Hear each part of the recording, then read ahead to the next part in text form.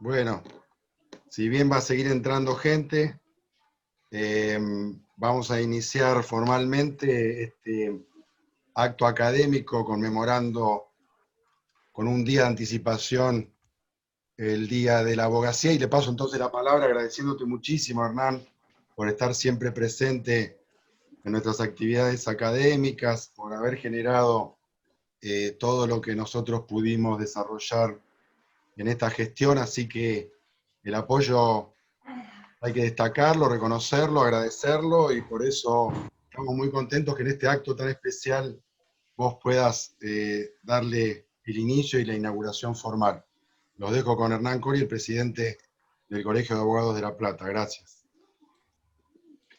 Bueno, muy buenas tardes a todos los colegas, todas las colegas, a los colegas platenses y también a todos los que nos acompañan desde otros lugares.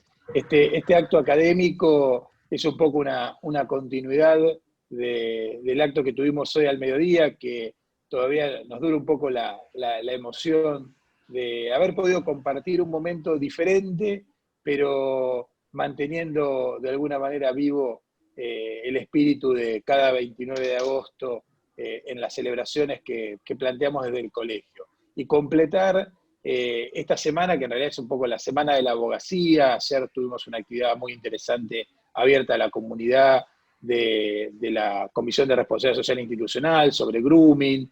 La semana que viene también hay otros eventos, y esta que es la conferencia central desde el punto de vista académico. Agradecerle a Hugo Aciardi que haya aceptado nuestra invitación para hablar de algo que es de actualidad, que es hablar de abogacía, que es hablar de ejercicio profesional, de los desafíos que son cuando a veces las urgencias nos permiten levantar un poquito la vista, lo que tenemos que pensar desde las instituciones, o sea, pensar cómo va a ser el ejercicio profesional, qué tenemos y qué nos falta, cuáles son las cuestiones que tenemos que tratar de conservar en cualquier circunstancia y cuáles son aquellas que en todo caso son instrumentales y podrán irse adecuando a las realidades de cada tiempo. Y me parece que son los temas que siempre tenemos que pensar, porque si algo ha caracterizado siempre y particularmente en estos 2 últimos años a la actividad académica de nuestro colegio, no es, y no caigo en un lugar común diciendo la enorme calidad de cada uno de los eventos que se organizan, pero lo que siempre me gusta destacar es esta idea o esta visión que tiene que ver, que está intrínsecamente vinculada con el ejercicio profesional, o sea, compensar actividades académicas para la formación, para la capacitación continua, para abrir horizontes, para abrir campos de actuación profesional que hoy están inexplorados y que los abogados y las abogadas tenemos que profundizar en su estudio. Y hay enormes desafíos por delante. Reitero lo del mediodía, es un poco por ahí redundante, pero el agradecido en realidad soy yo de contar con un área académica de lujo como es la que tenemos, con los secretarios, las secretarias, el director Gabriel Stiglitz, que para nosotros es lo que nos hace hinchar un poco el pecho cuando vamos a otros colegios. Decimos, bueno, ustedes saben que el director académico de nuestro colegio es Gabriel, y vemos las caras de admiración que provoca esto.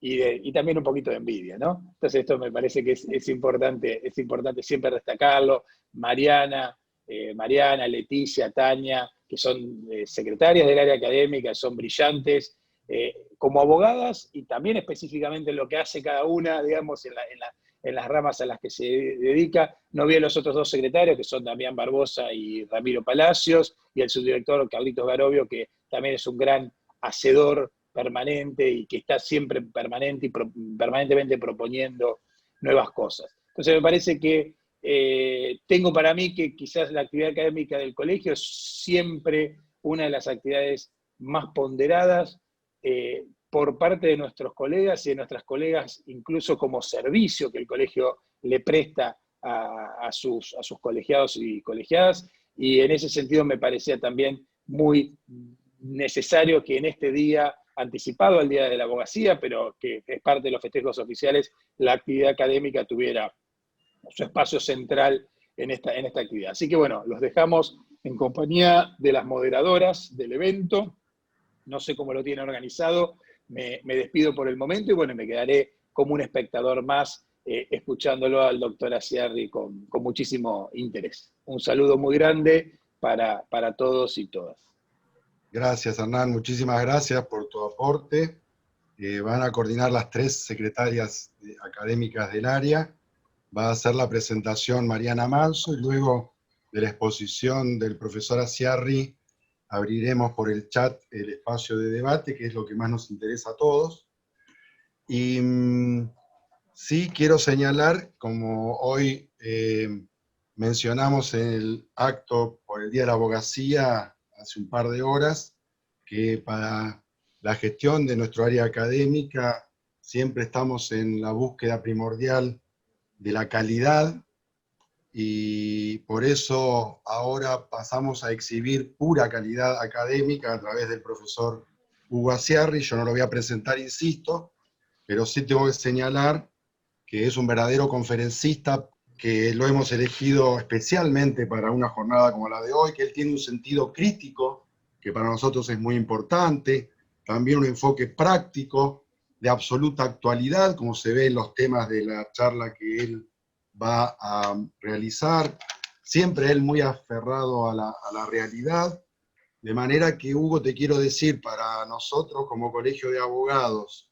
elegirte como expositor para el Día de la Abogacía, ya que somos tan mediáticos, es algo así como haberte designado el jurista del año. Así que te escuchamos con mucho interés y le dejo la palabra para presentar al profesor Aciarri a Mariana Manso. Muchas gracias. Bueno, muchas gracias, Hernán, por las palabras, Gabriel, a mis compañeras de la Secretaría, a los colegas y al colegio en general. Para la conferencia, entonces, una abogacía a la altura del cambio tecnológico, vamos a contar con el doctor Hugo Aciarri. Desde ya le pedimos disculpas porque el extenso currículum ha sido sintetizado. El doctor es abogado, egresado de nuestra Facultad de Ciencias Jurídicas y Sociales de la Universidad Nacional de La Plata, con el mejor promedio de la promoción del año 1986, es doctor de la Universidad de Buenos Aires en área de Derecho Civil, es miembro correspondiente de la Academia Nacional de Derecho y Ciencias Sociales de Córdoba desde el año 2013, profesor honorario de la Universidad San Martín de Porres de Lima, Perú, desde el año 2012, premio A. Roemer a la trayectoria académica en el desarrollo del análisis económico del derecho latinoamericano 2010, entre otros premios, profesor titular ordinario por concurso de la asignatura Derechos de Daños de la carrera de abogacía de la Universidad Nacional del Sur, desde el año 2002 hasta el presente, profesor asociado ordinario a cargo de cátedra por concurso de la asignatura Derecho, Economía y Comportamiento, carreras de licenciatura en Economía y de Abogacía de la Universidad Nacional del Sur, desde 2019, docente en posgrado en diversas universidades de Argentina y Latinoamérica, director de diversos cursos y cursos impartidos tanto en Argentina, en Latinoamérica y en otros países, docente en cursos y seminarios de extensión para jueces, funcionarios y profesionales del derecho, participó en diversas comisiones académicas, institutos y jurados, siendo los más destacados, entre tantos, director de la carrera de Magíster en Derecho de la UNS, coordinador del área de Derecho Civil del Departamento de Derecho también de la UNS, secretario organizador de la carrera de la Abogacía de la UNS, secretario de Asuntos Académicos de la Facultad de Ciencias Jurídicas y Sociales de la Universidad Nacional de La Plata. Es integrante de diversos grupos de investigación, disertante y expositor en jornadas y congresos nacionales e internacionales, director de tesis y de becas, y ha escrito diversos artículos en revistas, capítulos y libros, siendo los más importantes Derecho, Economía y Ciencia del Comportamiento, Introducción al Análisis Económico del Derecho, La relación de casualidad y las funciones del derecho de daños, Reparación, Prevención, Minimización de costos sociales, Manual de destrezas para el litigio patrimonial entre particulares. Bueno, tiene un extenso currículum, así que sin más lo escuchamos, y solo decirle a los participantes que está habilitado el chat para que ustedes vayan desarrollando sus dudas, inquietudes y preguntas, que nosotros las vamos a ir apuntando para después pasárselas al doctor. Gracias. Bueno, lo más importante sería agradecer, contarles que es un honor y un gusto esto, gracias a la institución y a las personas que lo hicieron posible, gracias a Gabriel, con quien tenemos una relación tan vieja que no me voy a remontar hasta sus orígenes, gracias al señor presidente del colegio, Hernán Colli, a las doctoras Pele, a la doctora Tania y Mariana, Tania Grisel y Mariana Manso, y les cuento que, bueno, como decían las chicas recién, no solo egresé de la Facultad de Ciencias Jurídicas y Sociales de La Plata, sino que fui secretario académico y fui colegiado también de ese colegio, tuve el honor de ser colegiado durante poco tiempo, en una época que las credenciales se hacían todavía en arcilla, hace unos años ya de esto, pero bueno, La Plata está muy ligada siempre a mis afectos, a mis orígenes y a mi formación, así que para mí es siempre un gusto volver a la que fue mi casa en un momento. La idea de hoy era, Gabriel me decía conferencia, y realmente yo creo que una conferencia es eso que da gente de mucha edad, bien vestida y bien articulada, y lo dice en buenos términos, en términos pausados, no va a ser lo que hago yo, porque nunca lo hice, no sé hacerlo, así que vamos a hablar un rato de algunos temas desarticulados, cosas que me parecen interesantes, y después, por favor, ustedes hagan las preguntas que sean, o los comentarios, o los debates, las réplicas, y charlemos un poco, que creo que es lo que va a servir. Y esto, yo me acuerdo que cuando hace muchos años escuchábamos esto de el medio es el mensaje, que había dicho Marshall McLuhan, uno siempre pensaba, bueno, la televisión, la radio, y yo creo que ahora lo vivimos en carne propia muy de adentro. Esto de hablar por Zoom nos condiciona de un modo muy especial.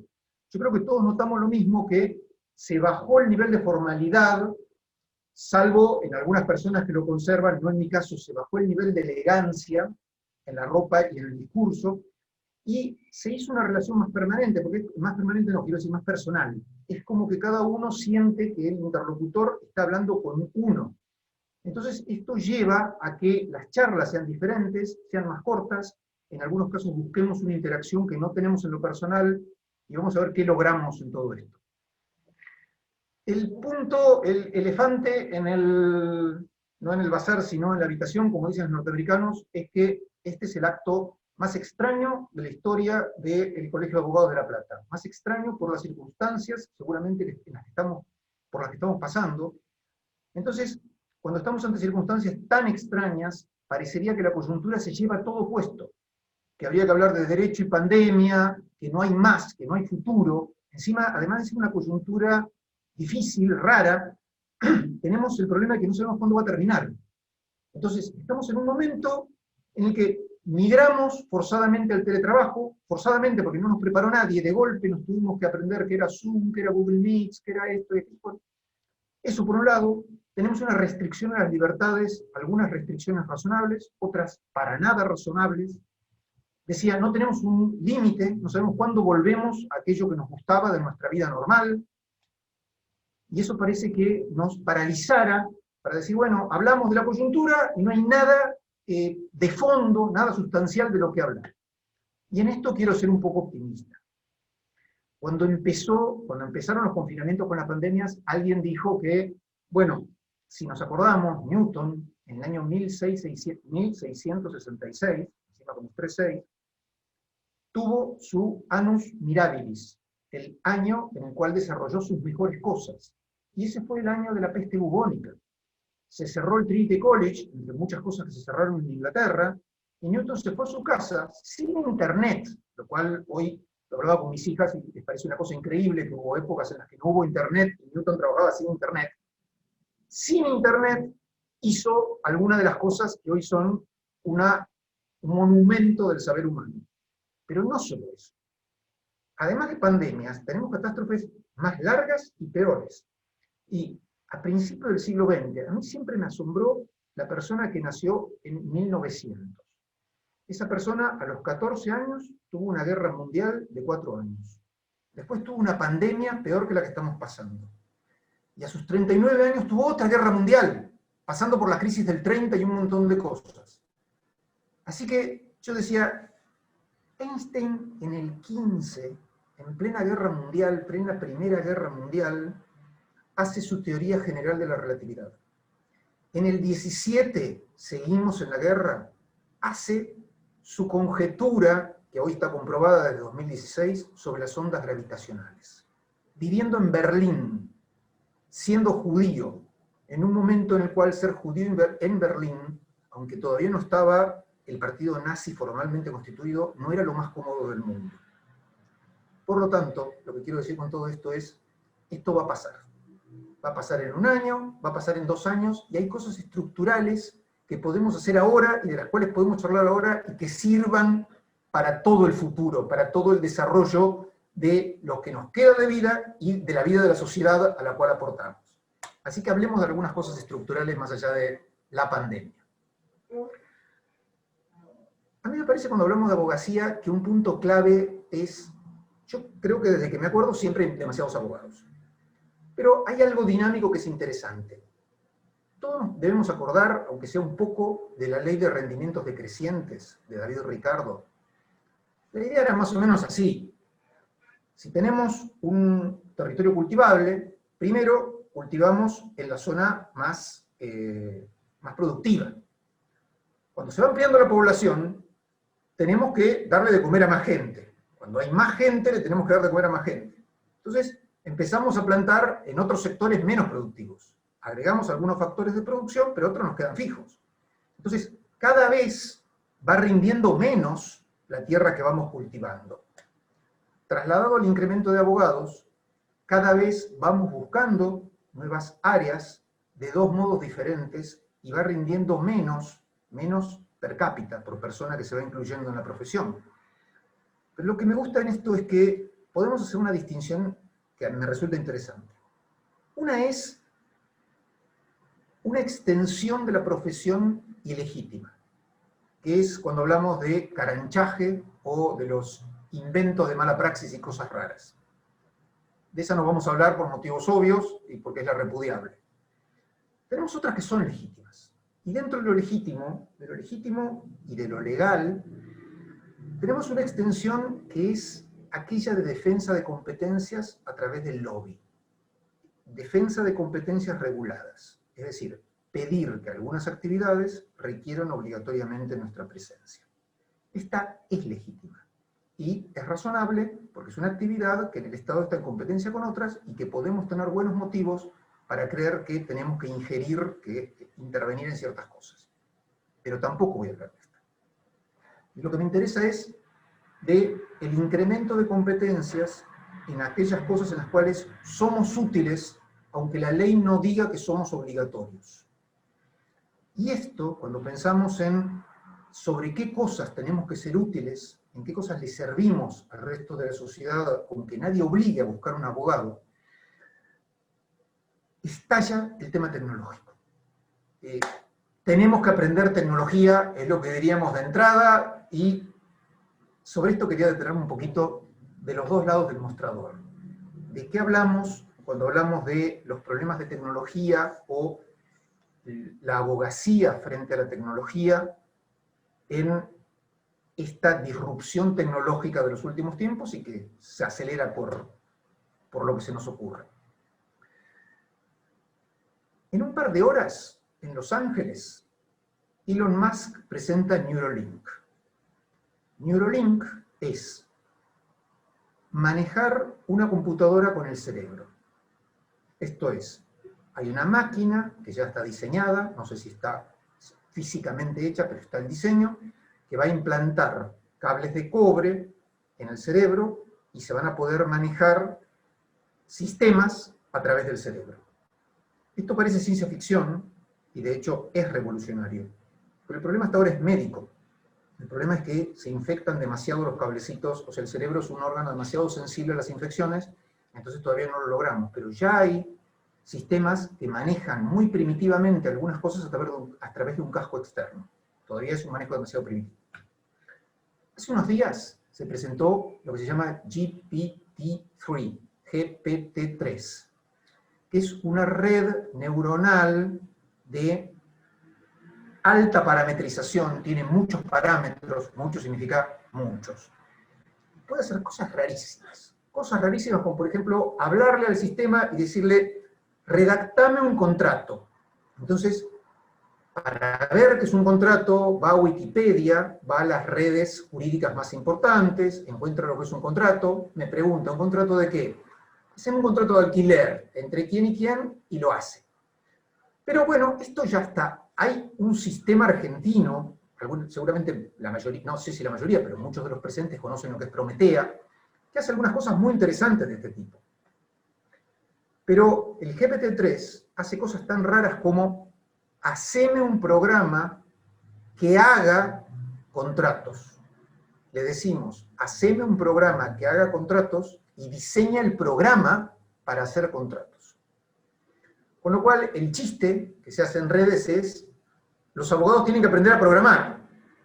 Después dicen, no se preocupen, ni siquiera eso. Los abogados no tienen que aprender a programar, tienen que aprender a hablar. Bueno, pero ya los seres humanos saben, así que los abogados y abogadas parece que no interesan mucho.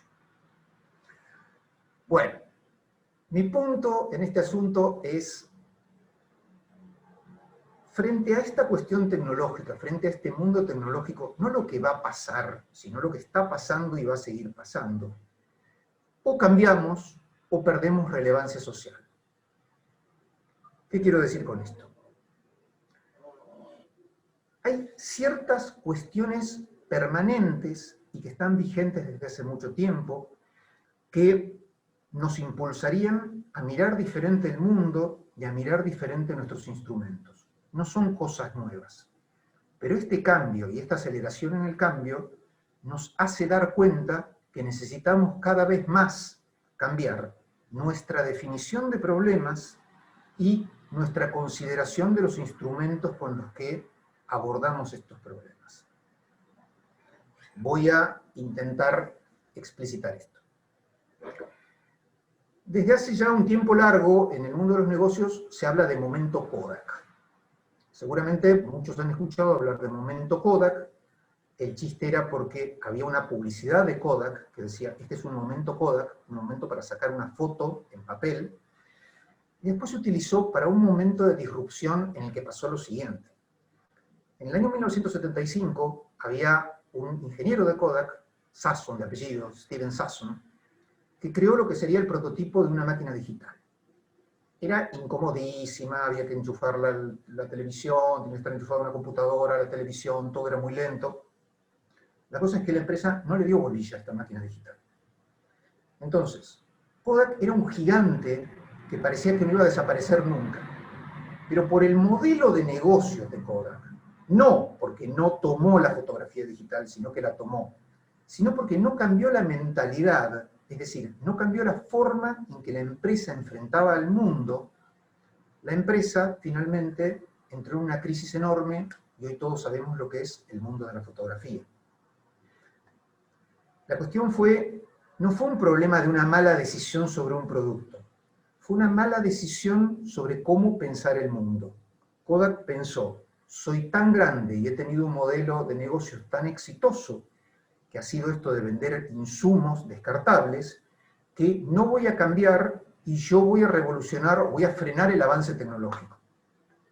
A mí me parece que los abogados corremos el riesgo de enfrentarnos a este problema, de pensar que la abogacía fue lo que es desde hace 2000 años y no hay otra cosa para hacer en la abogacía que persistir, aprender un poquito más de algunas leyes que hablan de tecnología y seguir adelante. Y me parece que va a haber un cambio radical, que probablemente el cambio ni nos demos cuenta, pero en algún sentido nos va a pasar por encima. Nos vamos a subir a la ola o algunos van a quedar fuera de esta ola. Y voy a tratar de ser un poco más claro también con esto. Cuando hablo de esto de injerencia de la tecnología o de influencia de la tecnología en el mundo, hay algo que es más sencillo de pensar y es la influencia de la tecnología en nuestro trabajo de siempre. Quiero decir, lo que antes hacíamos en papel, ahora lo hacemos digitalmente.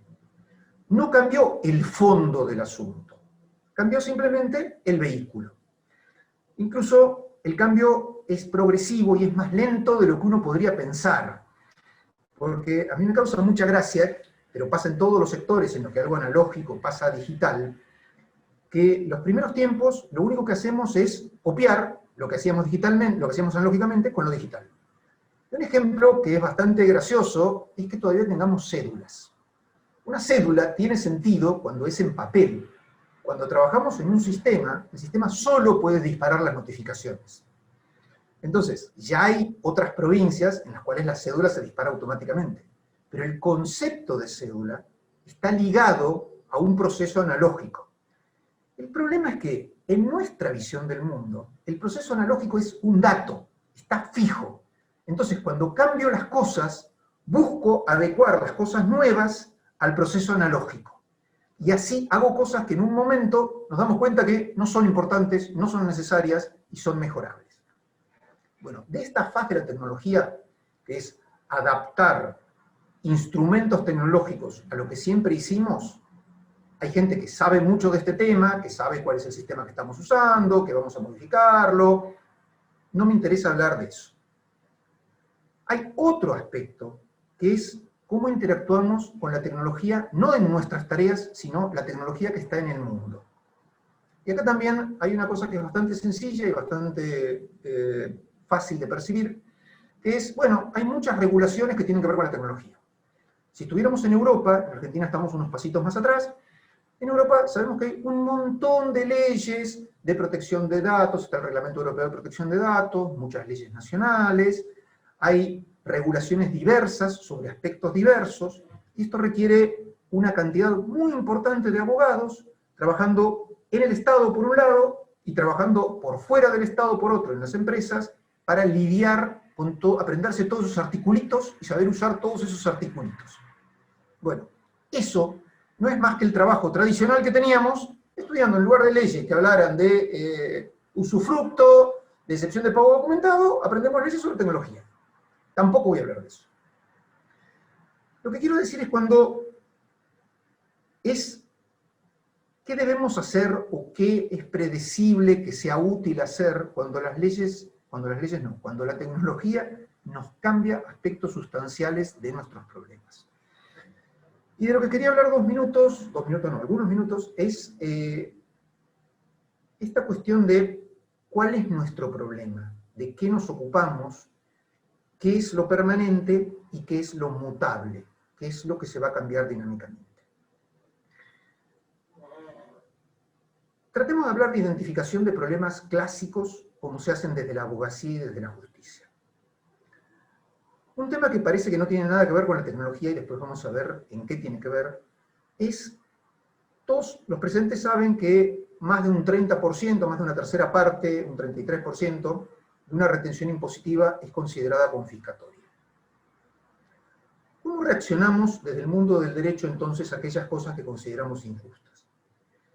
Pensamos que captar más del 33%, por ejemplo, de una renta, es inconstitucional, y entonces se declara la inconstitucionalidad de un impuesto cuando capta más de un 33%. El problema es que, ¿qué haría un regulador del otro lado? ¿Qué haría el que impone impuestos? Bueno, creo dos impuestos. Uno por el 20 y otro por el 20, y capto el 40. Y nuestras categorías, nuestras herramientas, la forma de intentar captar el problema, se quedaron cortas por estaticidad y por una forma particular de ver el problema. En el mismo orden de cosas. Hace poquito salió una nueva ley de alquileres y, como dirían los programas de televisión, estallaron las redes imputándole al pobre Lipovetsky el problema de la ley de alquileres en este sentido. Querían llamar efecto Lipovetsky a cuando hacemos una ley que busca un efecto y produce el efecto contrario. Bueno, yo no sé si tiene la culpa Lipovetsky, si la ley efectivamente va a producir el efecto contrario, pero lo que sí quiero decir que esto ya es una cosa que está muy estudiada, se llama efecto Cobra, se le dice en economía efecto Cobra, por una anécdota que ocurrió en la India colonial, cuando la potencia colonial era Inglaterra y el territorio dominado, la colonia, era la India. En un momento que en Delhi había demasiadas víboras, demasiadas serpientes, se empezó a pagar algo por cada serpiente cazada. Entonces, esta regulación, esta nueva normativa produjo este efecto. Primero bajaron serpientes, pero después la gente se puso a criar serpientes, porque era negocio vender serpientes. Entonces subió el número de serpientes. ¿Qué pasó después? Se abolió la reglamentación. ¿Qué hizo la gente que tenía criaderos de serpientes? La soltó. ¿En qué terminó? Más serpientes que las que había antes de la regulación. Por eso se le llama efecto cobra. En realidad, esto se lo estudia más académicamente y se le llama crítica de Lucas, algunas otras cosas. Y el problema es que cuando proponemos una medida jurídica, una medida regulatoria, la medida incide en el comportamiento de la gente internaliza esta medida y mueve su conducta de acuerdo, modifica su conducta de acuerdo a este nuevo background que tiene incluida la medida. Me parece que a veces la abogacía tradicional no nos da los instrumentos para comprender el mundo en estos aspectos. Otro ejemplo bastante visible, significativo, es la distinción de lo que llamamos derecho hoy y lo que llamábamos derecho hace un tiempo. A mí me llama la atención que hace unas décadas, cuando hablábamos de derecho, pensábamos en derecho como una facultad. Ejemplo, ley de matrimonio igualitario. Dos personas de un mismo género no se podían casar entre sí. Hoy, después de la ley, pueden. Entonces alguien puede decir, yo tengo derecho a casarme con una persona del mismo género. Pero nadie diría, porque existe esta ley, el Estado me tiene que proveer un novio.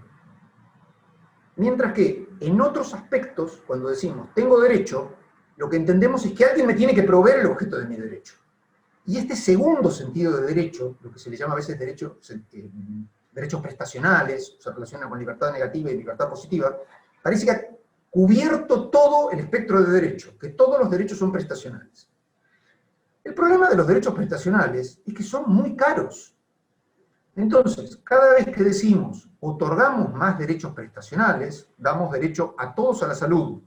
Entonces sale el último medicamento que cuesta $1 millón por año, y todas las personas tienen que tener derecho a ese medicamento. Claro, pero el problema es que ese medicamento hay que pagarlo. Y pagarlo se paga a través de ciertos aportes. Porque, como dice algún profesor de economía, les voy a dar una mala noticia. El Estado no tiene dinero. El dinero del Estado no es más que dinero de la sociedad que está administrado por alguna gente del Estado. Entonces el asunto es, los derechos prestacionales cuestan plata y los otros no. Es la otra creencia, una creencia muy libertaria. Los derechos tradicionales no cuestan dinero. No, los derechos tradicionales cuestan mucho dinero. Los derechos que se les ocurran requieren mantener un sistema de justicia, requieren códigos, requieren lo que se llama enforcement. Todos los derechos cuestan dinero. Todos los derechos cuestan.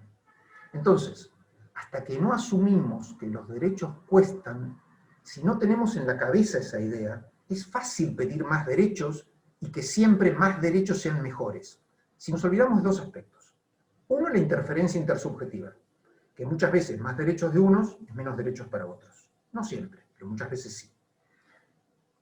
El chiste que suelo hacer con esto es la ley Poetelia Papiria. Se acordarán de Romano porque todos tenemos muy presente el derecho romano. La ley Poetelia Papiria restringió los derechos. Entonces uno diría, qué mala ley, restringió los derechos. No. Restringió los derechos de los acreedores a cortar en pedazos a sus deudores trastevere. A veces las restricciones de derechos son fantásticas desde el punto de vista ético. Pero lo que voy no es a cuáles derechos son buenos y a cuáles derechos son malos. ¿A qué? Detrás de los derechos hay recursos. Y si no tenemos pensados que hay recursos, incurrimos en un problema porque tenemos una petición infinita de cosas que nos parecen buenas, pero no tenemos una posibilidad infinita de proveerlas. Por eso tenemos que entender mejor el mundo para pedir lo que corresponde. Porque hay cosas por las cuales vale la pena romper lanzas y por las cuales vale la pena expropiar lo que se nos ocurra y conseguir los recursos que sean necesarios. Pero tenemos que saber más de eso para no ser unos ingenuos pedidores de cosas que no se pueden cumplir. Otra cosa que me gusta y en la que recientemente Estoy terminando un artículo sobre esto casualmente y me parece que es un tema de actualidad, pero por un motivo muy especial, es el tema de los protocolos. Los protocolos se pusieron de moda por el COVID. Ahora todas las actividades dicen tenemos un protocolo o necesitamos un protocolo o tenemos un estricto protocolo. Con lo cual parece que protocolo mata virus. Si tenemos protocolo, tenemos asegurado que no hay más virus. Y el problema es que no se inventó el protocolo ahora. Por ejemplo, en compliance empresario, la idea del protocolo es uno de los instrumentos del compliance. Entonces, cómo desarrollamos el compliance requiere en buenas partes protocolos. Pero mi punto es, ¿quién redacta los protocolos? La cuestión es, los abogados no sabemos de infectología. Los economistas no saben ni de infectología ni de normas. Los infectólogos no saben de conducta humana y de normas. ¿Quién redacta los protocolos? Bueno, el problema, si lo pensamos, no es tan diferente del derecho penal o del derecho civil. Cuando queremos limitar algunas cosas terribles, a veces las constituimos en delito. Por ejemplo, el homicidio. Yo creo que nadie de los presentes diría, no, el homicidio es una cuestión trivial. Todos pensamos que el homicidio es una cosa muy grave en la sociedad. Entonces, ¿qué hacemos? Lo prohibimos. Nuestra idea intuitiva es, la prohibición minimiza, modifica o disminuye la cantidad de esas cosas malas que van a pasar en el mundo. Pero el problema es que nuestra formación tradicional no nos da los instrumentos para analizar si esto es así. Nosotros damos por sentado que prohibimos y penamos y en el mundo van a pasar cosas. El ejemplo más reciente, o uno de los recientes interesantes, es el femicidio.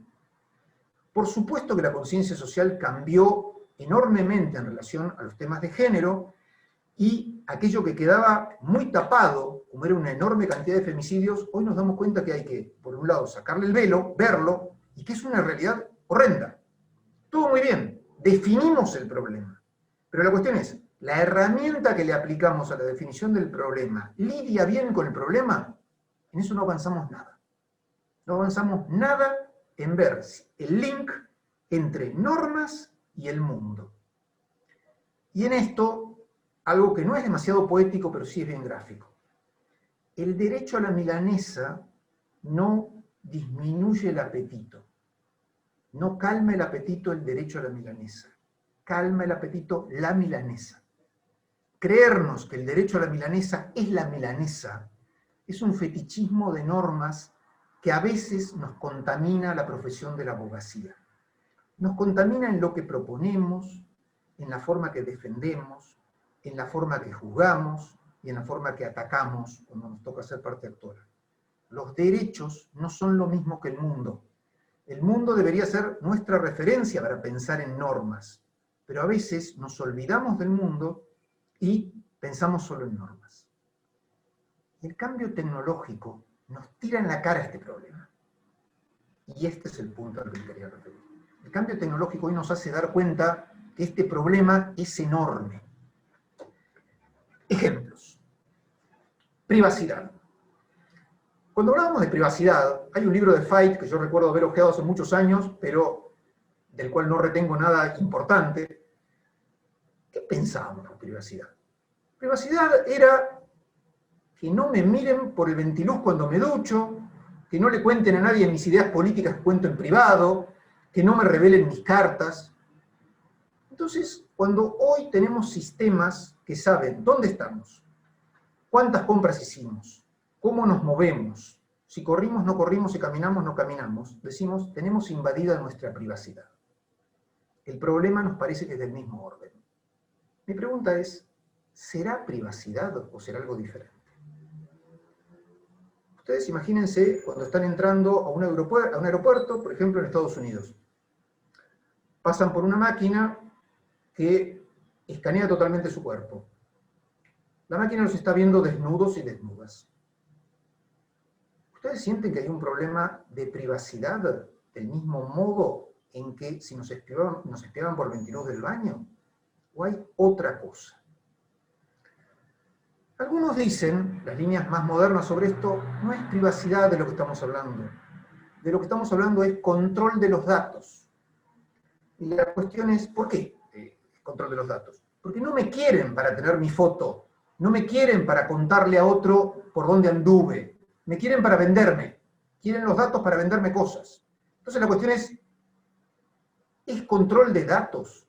¿Y yo soy el dueño natural de mis datos? Parece que sí, yo sería el dueño de todo. Bueno, entonces cuando yo voy a una cancha, yo tendría que decir, mi aportación a la concurrencia total al evento es de 1, ese dato es mío, sácalo, o me pagás o no me contás. ¿Será así? ¿Será tan fácil el problema de los datos? Entonces la cuestión cambió el mundo y nos cambia mejor dicho, nos echa en la cara que no tenemos totalmente definida la naturaleza de los problemas. Que la naturaleza de los problemas a ciertos efectos y con ciertos instrumentos, cuando se modifican esos efectos y esos instrumentos, puede ser diferente. Los datos pueden ser algo bastante diferente a la privacidad. Y lo puede ser también el consentimiento. Cuando hablamos de consentimiento y de información, pensamos, como pensamos siempre, al consumidor, al contratante, al trabajador, a las distintas personas débiles, las tenemos que informar bien. El problema de informar bien es que informar requiere que podamos procesar la información. La idea de estar informado requiere un aparato de procesamiento y un set de datos. Yo tengo que poder procesar esos datos a los que me enfrento. Entonces, con alguna ingenuidad, el Reglamento Europeo de Datos nos dice, mirá, hay que mostrar la lógica significativa del asunto cuando te están usando un sistema automatizado, cuando te están juzgando de acuerdo a un sistema automatizado, hay que mostrar que la lógica significativa. El chiste, que ya me escucharon algunos, no es chiste sino comentario, que me escucharon algunos de los presentes en otra presentación, es que a esto se le puede contestar muy fácil. Mirá, te vamos a juzgar o te vamos a evaluar con un perceptrón multilayer. Tenemos esta relación entre neurona y neurona. Tenemos tantas capas de neuronas. Tenemos este dataset de entrenamiento, tenemos este dataset de control. Y tenemos este sistema de backpropagation. ¿Necesitas algo más? Esa es la lógica significativa. El problema es que eso a mí no me dice nada porque yo no puedo procesarlo. Entonces, no hay probablemente un conjunto de datos que me permita utilizar significativamente la información que me dan. Por lo tanto, pensar que los problemas de procesamiento se solucionan dando más información puede ser un error. Yo les contaba también hace unos días, insisto, algunos de los presentes que compartieron la presentación, que cuando uno pregunta en Europa, en un curso, ¿qué notaron de toda esta legislación? La respuesta es, tenemos que hacer más clics. O sea, las leyes que pretenden modificar el mundo, ¿cómo modificaría la ley el mundo? Bueno, distinguiría entre algunas personas que antes de estar informadas, no aceptarían, las separaría de otras personas que aceptarían. Desde que existe la ley y le da más información, variaría la cantidad de personas que ingresan a algunos sistemas. Pero lo que vemos en realidad es que no varía, que las personas hacen clic y listo. Lo que hacemos cuando nos interesa una noticia, clic, acepta la juego que yo, clic, y entramos. Entonces, el problema es que no podemos procesar significativamente la información. Frente a esto tenemos dos opciones. Algunos dicen, prohibimos los sistemas de inteligencia artificial, prohibimos, pena de muerte, los expulsamos del país y todas esas cosas. Y otros dicen, no hacemos nada. Y el punto es que estamos entre esos dos extremos porque no tenemos los instrumentos conceptuales para lidiar con el problema. Nuestros instrumentos nos quedaron demasiado gruesos, demasiado anticuados. Tenemos espadas de madera para pelear contra un ejército que ya está en la edad del acero. Entonces, el problema no es qué debemos hacer únicamente, sino una vez que decidimos qué debemos hacer, ¿cómo lo hacemos? Por eso tenemos que saber mucho más de algunas cosas, y mi punto es que de lo que más tenemos que saber es de la conducta humana frente a las normas. La tecnología es simplemente aquello que nos indica cómo están compitiendo algunos sistemas por la conducta humana. Sirve decir, vamos a regular la inteligencia artificial de acuerdo a estas pautas, el deep learning de acuerdo a estas pautas, el machine learning de acuerdo a estas pautas, y todas estas cosas, ¿son cosas separadas las distintas manifestaciones de la tecnología? Me parece que es una ilusión. Es una ilusión porque la tecnología es dinámica y fácilmente mutable, y lo que hacen las empresas tecnológicas y lo que hacemos cuando usamos la tecnología es usar todo junto, usar lo que podemos. Algunos especialistas en sistemas clásicos están muy enojados porque dicen, esta tecnología es un enchastre. ¿Qué es un enchastre? Y te pegan por todos lados. No es una tecnología clean, neat, que era lo que parecía que iba a ser el futuro hace 20 o 30 años. Máquinas que a partir de pocas reglas llegaban a resultados. No, ahora sabemos cosas, pero no sabemos las causas. Sabemos cómo se va a comportar alguien, pero no sabemos por qué se va a comportar de ese modo. Entonces, la posibilidad de decir, bueno, que no se use más ninguna tecnología es una entelequia, no vamos a hacer eso. No vamos a hacerlo porque, no porque sea justo, porque nos guste o porque no nos guste. Sabemos que no va a pasar eso. Pero sabemos muy poquito sobre qué podemos hacer. Y ahí me parece que estamos en una de las falencias que tenemos que repensar, digamos, nos plantea el problema de repensar nuestra caracterización de problemas. Nos preocupan las cajas negras, nos preocupan que los sistemas decidan sin saber cómo decidimos, pero nos preocupaba menos hasta ahora la caja negra a la que nos enfrentábamos todos los días, que es la caja negra del cerebro humano que tenemos enfrente. Yo no sé cómo decide la persona que tengo delante mío. Yo sé que la persona me va a juzgar, va a pensar que estoy diciendo tonterías, porque estoy diciendo cosas que podrían tener algún interés, pero no sé, cuando los miro a ustedes, cada uno cómo va a procesar esa información. Y esto pasó siempre.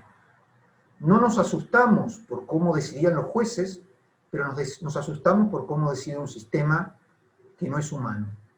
Mientras que los jueces son tan opacos como los sistemas, si no lo son más. Un amigo, un profesor belga, dice, a los jueces hay que analizarlos como a los leones marinos. Esto quiere decir, no es que los jueces sean brutos o que los jueces sean animales inferiores. Es que podemos analizar aspectos externos del comportamiento de los jueces, pero cuando los jueces nos digan por qué decidieron así, probablemente ni ellos sepan por qué decidieron así, y probablemente nos quieran engañar. No porque sean malos, sino porque todos los seres humanos hacemos esas cosas con nuestras decisiones. Entonces, el problema al que nos enfrentamos cuando lidiamos con una caja negra es el problema al que siempre nos enfrentamos, pero que probablemente ni nos dimos cuenta hasta ahora, porque había otra relación, que era la que nos amortiguaba este problema, que era la legitimidad. Yo tengo empatía con el otro sujeto y lo considero legítimo, lo considero un igual en ciertas condiciones que tiene derecho a hacer lo que va a hacer. Al sistema no lo considero digno y no considero, porque no he lidiado con él los suficientes miles de años en la evolución, no lo considero suficientemente digno. Aunque lo voy considerando digno a una velocidad enorme. Todavía no confiamos en sistemas que nos juzguen, pero ¿ustedes confían en el Waze o en el Google Maps cuando tienen que ir por una calle muy transitada? Yo le creo bastante, yo le confío bastante. Entonces, lo extraño de la tecnología es que nos hace evolucionar como especie, nos amigamos muy rápidamente en algunas cosas, y en algunas cosas en que nos creemos que no nos vamos a amigar, probablemente en poquito tiempo estemos bastante amigados. Entonces, de lo que estoy hablando es de lo que está pasando hoy, no de lo que está pasando después. Un problema que a mí me parece increíblemente interesante es este. No me puede juzgar la inteligencia artificial. Pero ¿qué pasa si yo la inteligencia artificial la uso como privado yo? Entonces decido con quién contrato a través de lo que me dice mi sistema de inteligencia artificial. Me van a decir, bueno, no, pero tenés que dar todas las garantías, informar todo. Pero para eso yo nunca informé cuáles eran los procedimientos de selección de mis co-contratantes. Yo no soy el Estado. Yo tengo derecho o no tengo derecho a decidir. Entonces, el problema del que estamos hablando acá es de los límites a mi libertad como privado. ¿Yo tengo derecho a usar un sistema de inteligencia artificial para decidir yo cómo moverme en la vida o no?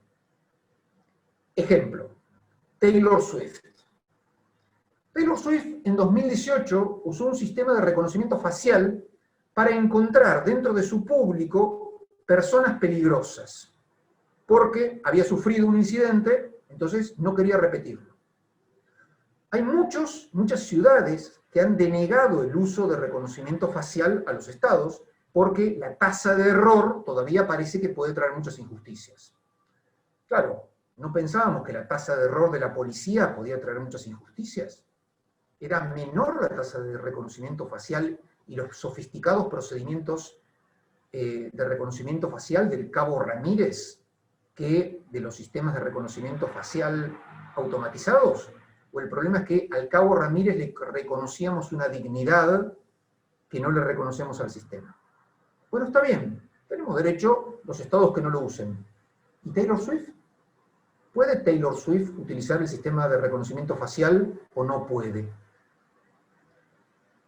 Estas preguntas, en síntesis, son las que me llevan a pensar que el problema con la tecnología es que nos renueva nuestra visión del mundo, y esto nos saca el velo para mostrarnos que algunos problemas que veíamos de un modo, los veíamos de ese modo simplemente por una decisión de verlos así, y que ahora verlos así se nos torna cada vez menos razonable, y por eso cuando cambiamos la visión de los problemas, forzados por un mundo que nos tira la realidad nueva en la cara, nos damos cuenta de cosas diferentes. No sé cómo estoy con el tiempo, creo que ya mal, ¿no? Se me había prometido menos tiempo, pero si me dejan, me extiendo sobre dos cositas que tienen que ver con el otro lado, ¿puedo? Con el otro lado del mostrador. Bien. Gracias. Hay una cosa que me parece interesante con el tema de los datos, desde el punto de vista tanto de un lado del mostrador como del otro, pero más desde el lado de la Administración de Justicia, es el pensamiento algorítmico y el problema del uso de datos. ¿A qué voy con el pensamiento algorítmico? Un algoritmo no es más que un conjunto de pasos. Pasos bastante bien definidos, pero es tal cosa, si tal cosa A, si tal cosa B. Nosotros estamos muy acostumbrados a pensar en, bueno, depende de las circunstancias. Cuando nos enfrentamos por primera vez con un programador a tratar de trabajar interdisciplinariamente, el programador nos dice, bueno, decime lo que quieras razonar, lo que quieras hacer en este contrato automatizado y yo te lo hago. Bárbaro.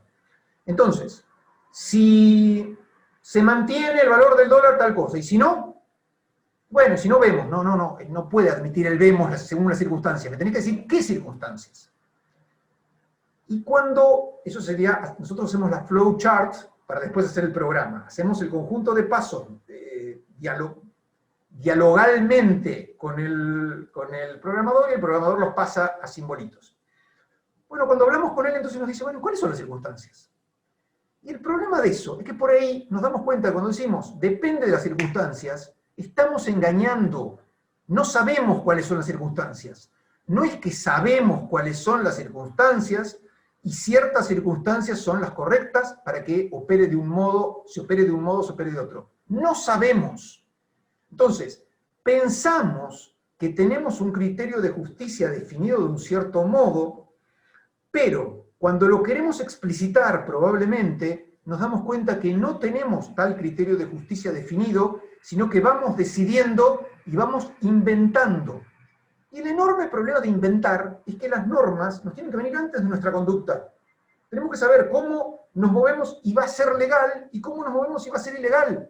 Por eso le tenemos que contar al sujeto de derecho cuáles son todas esas circunstancias que hacen que lo que haga sea legal, vaya para un lado, o lo que haga vaya para el otro lado y sea ilegal. Se lo tenemos que contar antes, no decirle, vos actuá y después vemos. No es que el derecho te evalúa y te pone una nota. El derecho es una pauta de conducta para moverte en un sentido correcto o en un sentido incorrecto. Y a veces nos damos cuenta que somos demasiado palabreros y nos creemos que con las palabras cubrimos hechos. Las palabras apenas nos hacen la norma del derecho, mejor dicho, la proposición normativa de la norma que nos da derecho a la milanesa, pero no nos da la milanesa. Y el otro tema es esto de los hechos notorios y los datos. Si yo les digo, ¿por qué una persona estimamos que va a tener una cierta expectativa de vida hasta una edad y no hasta otra? ¿Por qué una persona de 20 años que sufre un daño nos decimos, bueno, pero esta persona se podía morir al día siguiente? Decimos, no, mira, no es lo más razonable, se podía morir al día siguiente, pero sabemos que las personas tienen una cierta expectativa de vida en cada país. ¿Por qué lo sabemos? Bueno, antes que existieran datos, uno podría decir, mira, tengo mucha calle, yo ando mucho por la vida, y veo mucha gente que se muere a los 80, mucha gente que se muere a los 90, no sé, poca que se muere a los 20, entonces por eso los 20 no. Pero ahora tenemos datos. Y si tenemos datos, lo que eran hechos notorios, como que la fuerza de la gravedad tiende al centro de la Tierra y no hacia la Luna, los datos también pasan a ser hechos notorios. Entonces, no podemos decidir sin datos. El principio dispositivo se modifica cuando tenemos datos de público acceso. Porque si tenemos datos de acceso público, no tiene sentido decir, me tenés que oficiar para decirme cuál fue la inflación de este mes, y la inflación de este mes la vamos a tener publicada en todos lados. Entonces, lo que era una regla que nos parecía valiosa, como el principio dispositivo, cede ante una nueva forma del mundo. Los datos rigen el mundo. Bueno, no podemos decidir sin datos. Un tema que me resulta caro porque he trabajado en este tema mucho y me gusta, la cuantificación del daño. No podemos pensar en la reparación integral antes o la reparación plena ahora es, yo sé cuál es la reparación plena y busco una fórmula que más o menos me dé lo que yo pienso. No, la reparación plena está hoy en el 1746, en un artículo, y me dice cómo la tengo que calcular. No puedo decir las fórmulas no son justas, porque es una afirmación que colapsa en su propia falsedad. Yo no puedo encontrar la indemnización plena si no tengo un modo de calcularla. Lo que yo diga como juez, estuve evaluando un montón de cosas fantásticas, y llegué a que la indemnización plena en este caso son 5 millones, las mismas palabras, estuve evaluando la edad, los parentescos, el vínculo, lo que se les ocurra, el grado de la lesión, y llegué a 5 millones, si le cambian 5 millones y le ponen 500 millones es lo mismo. Cuando una fundamentación puede fundar más de una cosa, y puede fundar casi cualquier cosa, no es una fundamentación. Una fundamentación es aquel antecedente con el cual, si me ponen una cortina, yo puedo deducir el consecuente. Si yo digo 2 más 2, sé que el consecuente es 4.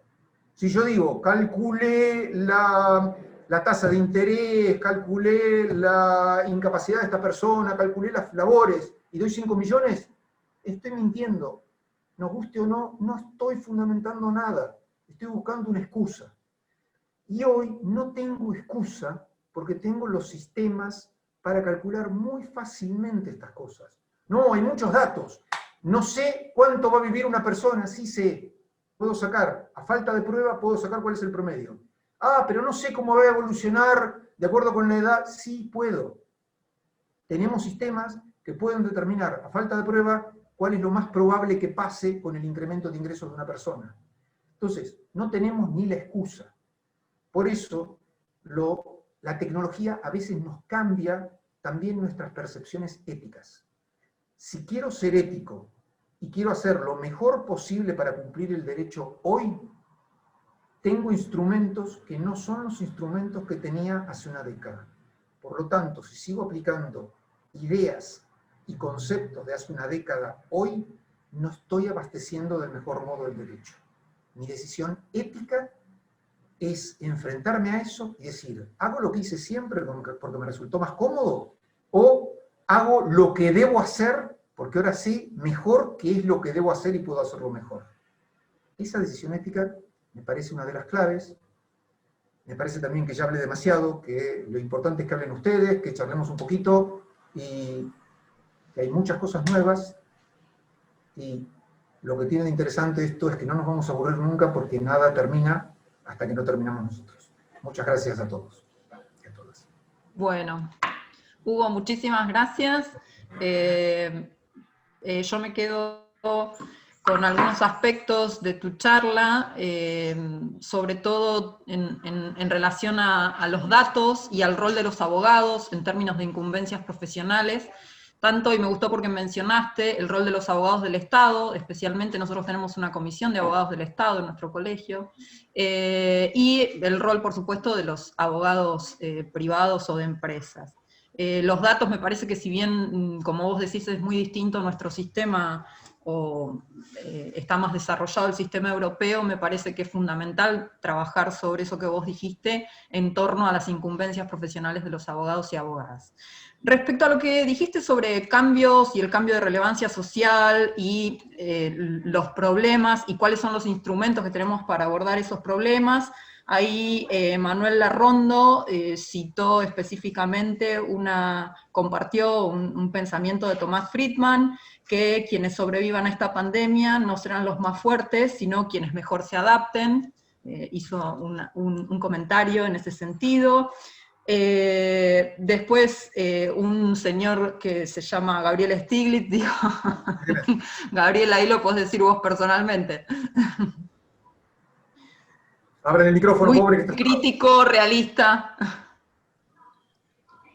No lo tengo a la vista, Mariana, léelo y después si querés. Crítico, pensamiento muy profundo, crítico, realista y, por supuesto, antivoluntarista y antifacilista, digamos. Esto de que nos instás a pensar las herramientas para no quedarnos atrás con todos estos cambios tecnológicos. ¿Te puedo interrumpir? Después, de nuevo...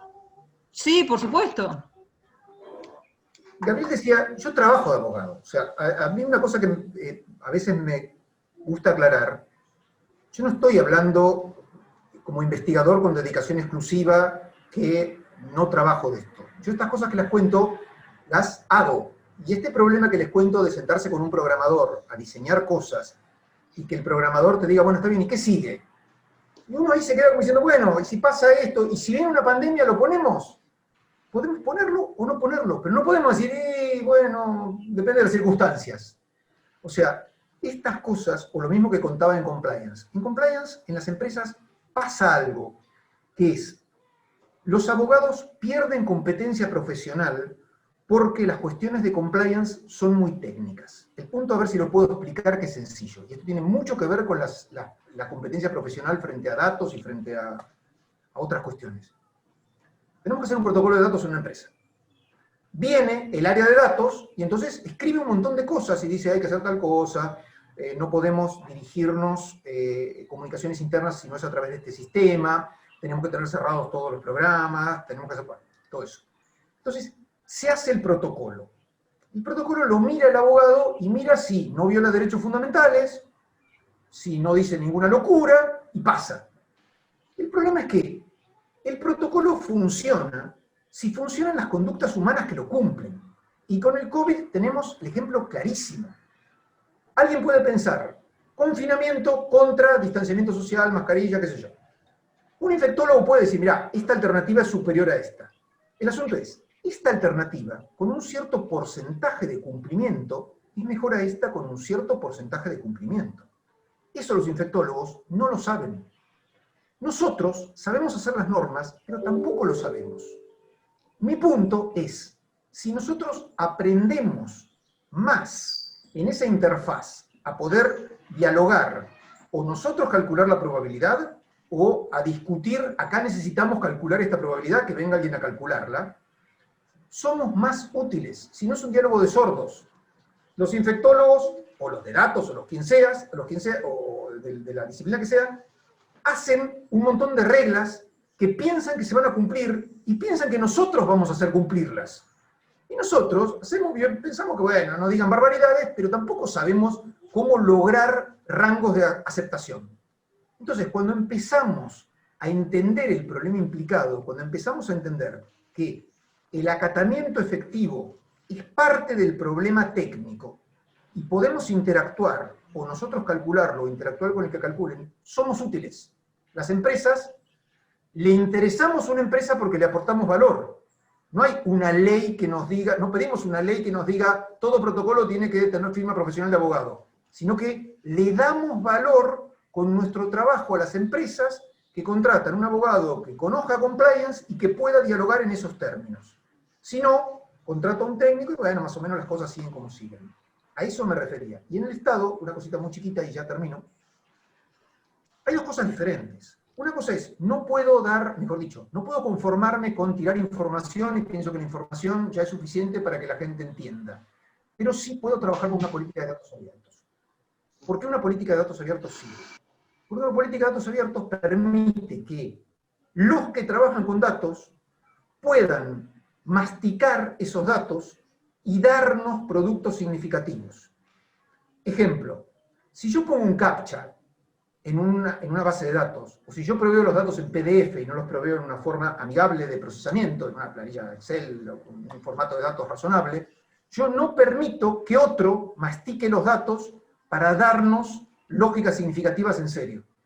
Entonces, el Estado, una política de datos abiertos en serio del Estado, requiere que entendamos que son datos abiertos. Datos abiertos no es que nos tienen un PDF, no es que nos tienen una foto, es que podamos tener acceso de un modo procesable para lograr que la decisión que tomemos sea efectivamente la decisión que tenemos en mente. No lo vamos a hacer nosotros, alguien va a procesar los datos y nosotros vamos a poder decidir. Pero nosotros como abogados podemos verificar, che, ¿cómo es apertura de datos en serio? Y entonces no quedarnos con la primera visión de apertura de datos, sino hacer algo un poquitito más sofisticado. Perdón. Gracias. Ahí tenemos... Mariana, perdón, Mariana. Leti, sí. Total, este debate tenemos tiempo y Hugo Aciarri me dijo desde el primer minuto que lo invitamos, que le interesaba muchísimo este debate, tenemos tiempo. Yo solamente quiero explicar un poquito ese comentario que hice, que hice por chat, porque verdaderamente a mí me interesa mucho este tema. Nosotros hoy queríamos a alguien que nos haga pensar. Esto fue lo que hablamos con Hernán. No era hoy la oportunidad para que alguien nos explique una ley o un fallo jurisprudencial. Y yo estoy convencido que nos hizo pensar muchísimo. Yo me quedé pensando y anoté cosas y escribí esos 2 renglones. Entonces déjame que lo complete en un minuto, Mariana. Sí. El tema de las nuevas tecnologías, en definitiva, también va de la mano con las nuevas ideas. Y los que siempre estuvimos del lado de las nuevas ideas, aun cuando quizá por la edad no nos sintamos tan cómodos con la tecnología, tenemos que entender que son nuevas ideas. Yo pensaba en Morelo, como siempre, que ayer hubiera cumplido 94 años. Y decía, si Morelo lo escucha a Hugo, ¿qué diría? Porque a Morelo le encantaba la discrecionalidad judicial, etc. En definitiva, era uno de los grandes pilares de los principios procesales, entre comillas, tradicionales, porque Morelo fue revolucionario. Y estoy seguro que Morelo diría, tiene razón Hugo. Aun cuando a él le pudiera costar hoy entender las nuevas tecnologías, entendería también que son las nuevas ideas. Y además, porque Hugo lo explicó muy bien, va de la mano con la seriedad y la ética, en definitiva, a los efectos de la implementación. Por eso yo escribí que es un pensamiento antivoluntarista y antifacilista. Y me impresionaste, que no es mi especialidad, apenas lo digo como ciudadano, con el ejemplo del femicidio. Porque a veces parece, con todo respeto, que algunos temas se solucionan solamente con visibilizarlos. En la Argentina está de moda decir que, bueno, estamos muy bien porque lo visibilizamos. Pero las milanesas, como vos decías, Hugo, no hay que visibilizarlas, hay que comerlas. Y me parece que muchos temas los estamos visibilizando, pero no llegamos a comerlos. Por eso me parece que es muy importante el pensamiento que vos generaste, y te agradezco porque es lo que queríamos. Al margen que estemos o no estemos de acuerdo con las distintas cuestiones o detalles. me parece que es válido respecto a la abogacía y muy válido respecto a lo que vos llamaste en el título de esta charla, una justicia que entienda el mundo que juzga.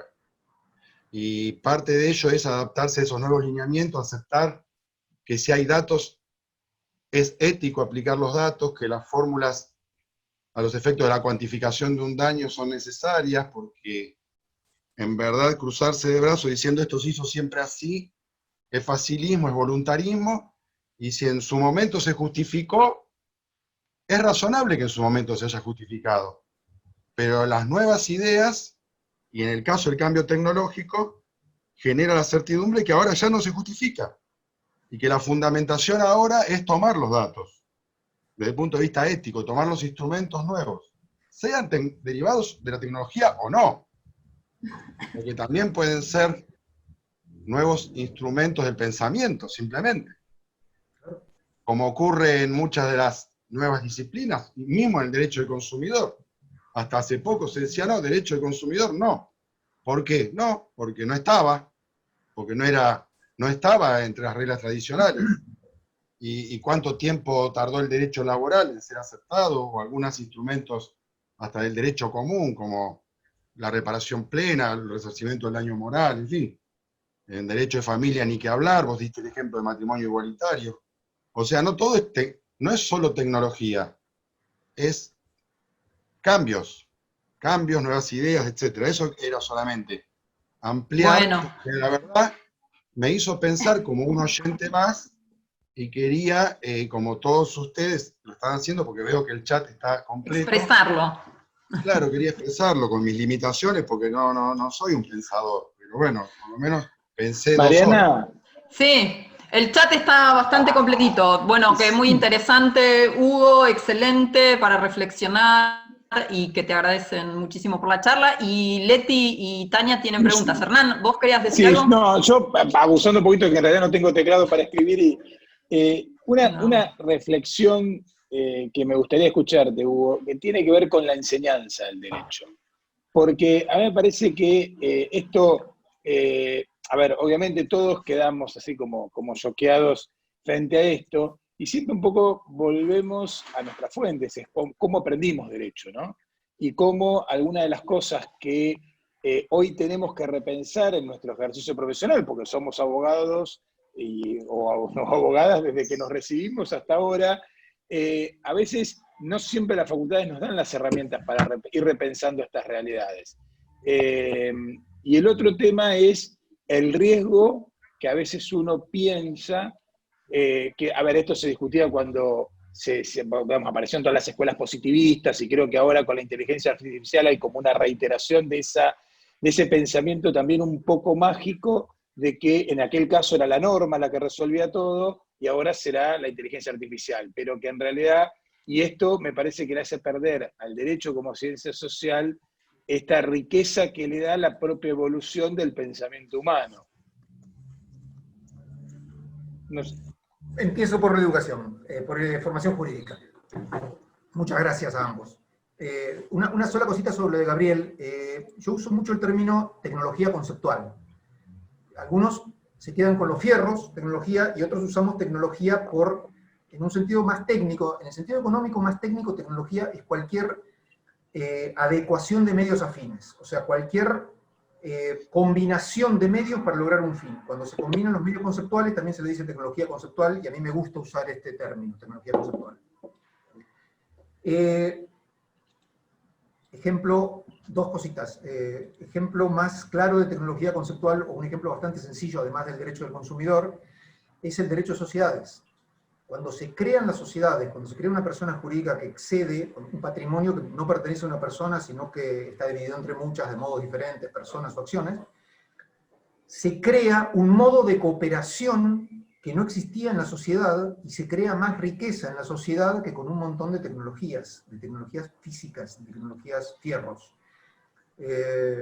Jesús Alfaro Águila Real, a quien Gabriel también conoce, el primer autor que habló sobre contratos predispuestos en lengua castellana, siempre dice esto: la tecnología conceptual, la tecnología jurídica que más le aportó a la cooperación de la humanidad es, en primer lugar, la sociedad anónima. Sigo. otra cosita. En lugar de hablar del momento Kodak, donde Kodak se viene abajo por tomar un conjunto de malas decisiones, podría haber hablado de momento Martocci, en un sentido que les voy a contar, porque alguno quizá no sepa quién fue don Pepe Martocci. Pepe Martocci fue un íntimo amigo de Morello, y bueno, quien tuve el gusto de conocer muy cercanamente. Y hace muchos años, antes que Kodak cayera, él planteó este tema en una charla privada. Él viajó y se encontró con un hotel que tenía una llave tarjeta. Entonces lo que salió en esta charla era, ¿qué es un cerrajero? Un cerrajero es un señor o una señora que sabe de tallar fierritos para meter en un agujero, o que conoce de sistemas de apertura y de resguardo. Y esto era una decisión, y es estrictamente equiparable a los abogados, a la abogacía. Si pensamos que lo nuestro es hacer lo que venimos haciendo, sabemos tallar fierritos y meterlos en agujeros. Y el día que las cerraduras no se abran más así, que todo se reemplace por tarjetas y otros sistemas, no tenemos más trabajo. Si pensamos que nuestro negocio, que nuestra profesión, no es tallar fierritos, sino lograr sistemas de apertura, vamos a aprender lo necesario para trasladarnos a tarjetas. Esto salió en una charla privada con don Pepe Martocci hace un montón de años, en Diagonal 74, casi 13. Y es tan iluminador o más que el momento Kodak del que se habla en los negocios. Es decidir qué hacemos nosotros. Y lo que decía Hernán, a mí me parece clave. Yo creo que todo es educación, todo es educación.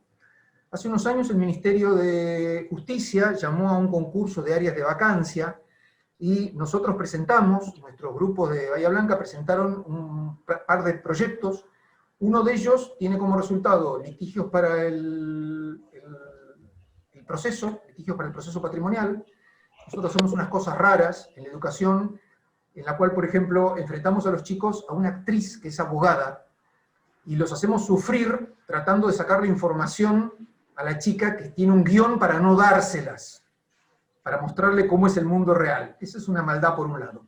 Y por otro lado hicimos el libro de Derecho, Economía y Comportamiento, que es esa área de vacancia para entender estas cosas, o sea, cómo es el link entre la norma que nos da el derecho a la milanesa y la milanesa, cómo es el link entre normas y conducta.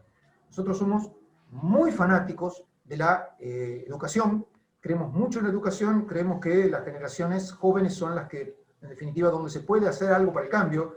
Yo siempre digo, en la misma educación, que a mí me paguen 2 pesos más o 2 pesos menos no va a arreglar nada, no va a mejorar nada en la educación. Destinemos plata a los jóvenes, porque en los jóvenes sí esa plata pesa.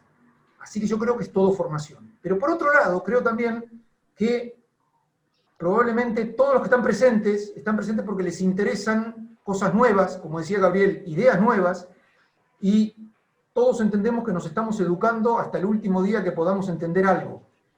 Entonces, por un lado tenemos la educación formal, donde hay que ponerle a los jóvenes, y por otro lado la educación en la que está Gabriel, en la que están las chicas, tratando de que todos nos eduquemos todos los días, y todos, cuando interactuamos, sacamos cosas buenas. Miren, les cuento algo que a mí me pareció fantástico.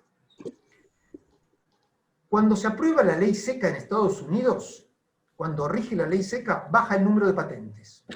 Me enteré hace poquito por una red social, también por Jesús Alfaro, a quien hoy mencioné, pero hay un estudio cuantitativo que dice esto. Y uno dice, ¿por qué la ley seca influye en el número de patentes? Porque la gente se junta en los bares, y la gente en los bares charla e intercambia ideas. Y cuando intercambiamos ideas con gente que piensa diferente de nosotros, nos salen ideas mejores. Los seres humanos somos muy malos para juzgar nuestras propias ideas. Humberto Eco decía, lo primero que se nos ocurre normalmente es una estupidez, y una vez que una estupidez se nos ocurre no la podemos sacar de la cabeza. Porque somos muy condescendientes con nuestras ideas. Se me ocurrió algo que es fantástico. Un amigo, por ejemplo, todavía cree que creó el Sedal Duo, el champú que tiene... Dice, un día se me ocurrió a mí. Sí, se te le ocurrió a vos como 1000 pavadas que se le ocurrió a todo el mundo. El problema es hacerlo. Pero somos muy buenos criticando las ideas de los otros. Entonces, cuando estamos en un grupo, y grupos de buena y de mala fe, somos buenos criticando al otro y sosteniendo nuestras posiciones. Y los abogados somos buenísimos criticando. Entonces, los grupos, cuando discutimos, cuando conversamos, tomamos café y hablamos pavadas, surgen ideas buenísimas. Y las ideas buenas surgen de esa formación sistemática, de la que hablábamos con Hernán, y de la formación informal, que es todo este asunto. Y no sé si me olvidé alguna parte de la pregunta, Hernán. Hugo, no, antes de darle la palabra a las chicas... perdón. No, el tema del positivismo y la inteligencia artificial. Sí, o sea, precisamente yo creo muchísimo en el positivismo. Lo que no creo es que la ley, porque sea la ley, va a resolver nada. Me parece que tenemos que hacer leyes que resuelvan las cosas y precisamente nuestra función está en hacer las mejores posibles y en aplicarlas del mejor modo posible. Y cuando vemos que la ley no resuelve cosas, en cambiarla. No en pensar que hay algo que podemos crear y no podemos plasmarlo en leyes. Del mismo modo que podemos plasmar las cosas cuantitativas en fórmulas, las leyes son un instrumento bastante razonable. Yo no creo que las leyes sean malas en sí, y no creo que la inteligencia artificial sea fantástica en sí. La inteligencia artificial, ni sé de qué estamos hablando, pero vamos a decir, con un poco de precisión, algún sistema automatizado que resuelva problemas. Tenemos sistemas automatizados que resuelven problemas especiales y sistemas automatizados que resuelven problemas generales. Estos últimos, que nos resuelven la vida, tipo GPT-3, todavía están bastante lejos de ser un ser humano. Pero los que resuelven problemas especiales son muy buenos. El lavarropa es buenísimo. El microondas calienta bárbaro. La calculadora resuelve los problemas muy bien. Pero todavía, y yo digo lo esperanzador para esto es, mientras nuestras sociedades comerciales, ONGs y sociedades globales, mientras en nuestras sociedades haya decisión humana, somos lo que importa. Y si somos lo que importa, es importante estudiar la conducta nuestra. El día que no influyamos más, y no tengamos más la decisión de apagar la máquina, de apagar el sistema más sofisticado de toma de decisiones, ese día vamos a estar hablando de otra cosa. Entonces, no sé de qué vamos a estar hablando, no puedo pensar ahora en cómo sería ese mundo. En un mundo en el que tengamos decisiones significativas, y más aún, la última decisión es un mundo que requiere que estudiemos la conducta y nuestra conducta en interacción con otras conductas humanas y con sistemas no humanos. Por eso importa que lo nuestro siga siendo una ciencia social e importa que la conducta sea abordada multidisciplinariamente. Esa sería mi idea respecto de lo que les contaba. Bien, gracias, Hugo.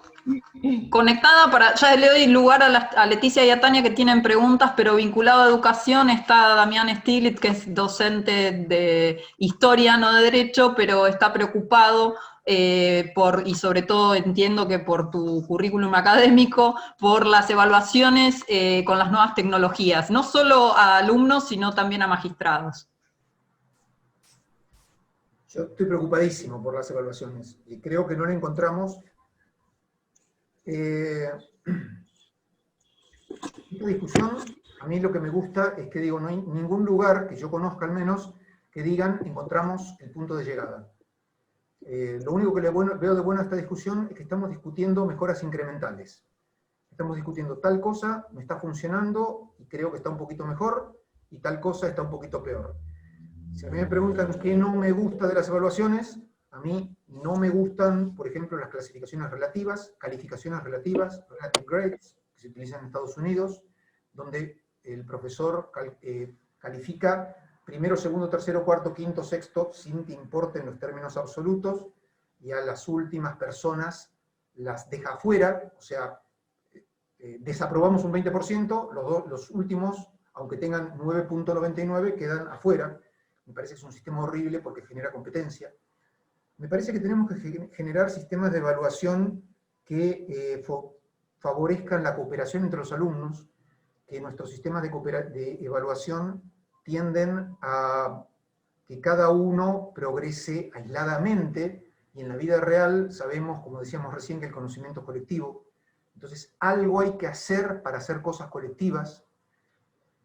Tenemos el problema de la cantidad de estudiantes que no nos permite... A mí me gustaría un sistema sin evaluación, les soy sincero, y en la práctica personal Durante un primer semestre damos una materia con muchos estudiantes y durante el segundo con muy poquitos. La primera es para derecho de daños, 150 personas. La segunda la damos para comisiones chiquititas de 7, 8, 10 personas. Y lo mismo nos pasa en posgrados. A mí me gusta mucho más la segunda y lo que hacemos en cuanto a evaluación es ninguna evaluación formal. Presentas trabajos, contestas cosas, haces trabajos en grupo y a lo largo de toda la materia vas aprendiendo. A mí me parece que es fructífera. Pero el punto es, las reglas informales funcionan bien en grupitos chiquitos y las reglas formales funcionan mejor en grupos grandes. Todo tiene relación con a qué realidad nos enfrentamos. Entonces no le veo salida a decir tal cosa es lo que me parece lo definitivamente bueno. Desgraciadamente o afortunadamente todo es idiosincrásico en esto. Mariana, estás muteada. Muy bien, sí. Hugo, bueno, nada, agradecerte, por supuesto, la charla fue impecable, como siempre, un placer tenerte en La Plata, aunque sea virtual. Tengo una pregunta del doctor Andrés Piecharowski, también agradece la charla, y él tiene dos preguntas. La primera dice, ¿cómo podríamos desarrollar un jury de enjuiciamiento a la caja negra? Y la segunda dice, con el avance no moderado de la inteligencia artificial, ¿estaríamos ante el ataque de nuevas violaciones a las incumbencias profesionales? Vamos a la primera. La primera es facilísima. La desenchufamos. O sea, la caja negra, sancionarla es facilísima, es sacarla de funcionamiento. Es más fácil sancionar a una caja negra, es menos costoso en términos sociales que sancionar a un juez. Sancionar a un juez normalmente nos cuesta mucho, tenemos impacto social, estrépito en el foro, y todas otras cosas, la caja negra la desenchufamos. El problema es cuando la caja negra está haciendo mal las cosas. Y ahí tenemos muchas horas, tendríamos que ponernos de acuerdo sobre varias cosas para entender qué significa que esté haciendo mal las cosas una caja negra. Ejemplo. Una caja negra dirige un automóvil nivel 5, full automatizado. Pisa una persona. ¿Esa caja negra se comportó mal o no se comportó mal? Bueno, esa caja negra podemos saber que estadísticamente podría tener, por ejemplo, una tasa de error infinitamente inferior al ser humano. ¿Se comportó mal en el hecho o no se comportó mal en el hecho? Para evitar esas cosas usamos esa tecnología jurídica que es la responsabilidad objetiva. Nos sacamos el problema de encima y decimos, no te voy a juzgar si estuvo bien o si estuvo mal, sino que voy a juzgar las consecuencias de lo que hiciste. El problema es que los sistemas, las redes neuronales como las conocemos hasta hoy, no siguen reglas generales. Y esto requeriría algún poquito más de precisiones. Pero hay una creencia muy común entre los abogados, e incluso entre abogados que trabajan en tecnología, que todo depende del entrenamiento de una red neuronal. Que yo tengo una red neuronal de cierta sofisticación, con cierta backpropagation, y si yo la entreno con ejemplos adecuados, me va a dar resultados adecuados. Y la mala noticia es que yo puedo entrenar a una red neuronal para que, por ejemplo, minimice la cantidad de personas embestidas, y le puedo poner todos ejemplos en los cuales vaya a velocidad permitida, pero en el resultado no me va a reconocer que la velocidad máxima permitida es un parámetro que debe respetar.